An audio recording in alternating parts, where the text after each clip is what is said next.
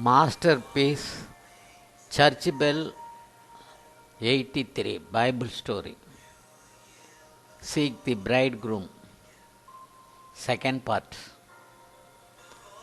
As the old father's hand touched my shoulder, I felt as if something, a strange thing had happened to me and entered into a new era.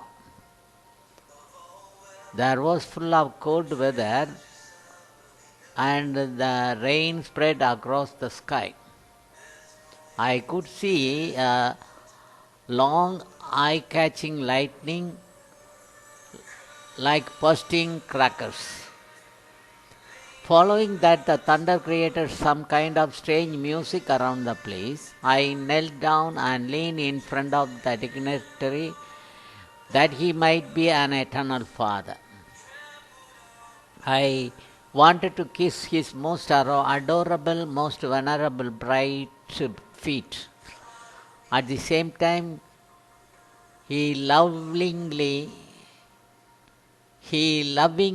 picked up and hugged me warmly and once again called by my name, Anthony, come into my house.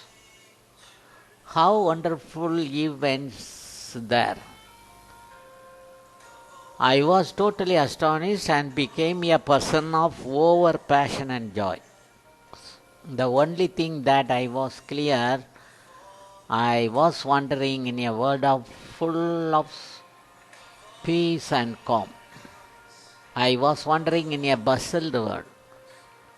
I felt it in my brain when there were so many angels singing most beautiful songs with the greatest music instruments. There was no murmuring in my soul, nothing was hard in my thought or in my heart.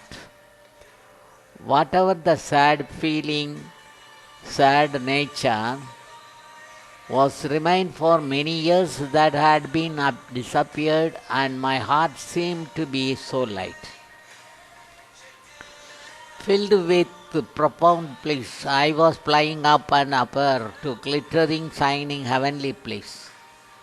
I have not had any confusing mood since that time. My heart jumped into ocean of joy. It was the supreme abode of mighty God who performs miracles and wonders. We could see a glossy purity similar to largest ball iceberg. The magnificent glow of the vast space is cast into the distance where many peculiar colors were seen, and the golden colored waves shone. It was giving me a boundless bliss. I tried to pinch my hands for a while. The difference between the world I lived in and the sky was different by billions. The same silence was everywhere. Cool breeze mixes songs sung by millions of angels in one language. The way that which I began to sing along with other angels was a mystery to me. My counting waves flew high in the sky.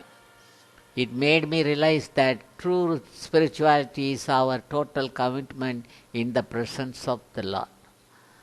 There were no liars, no flip, no murder, no robbery, no regrets, no mania, no evil, no harm.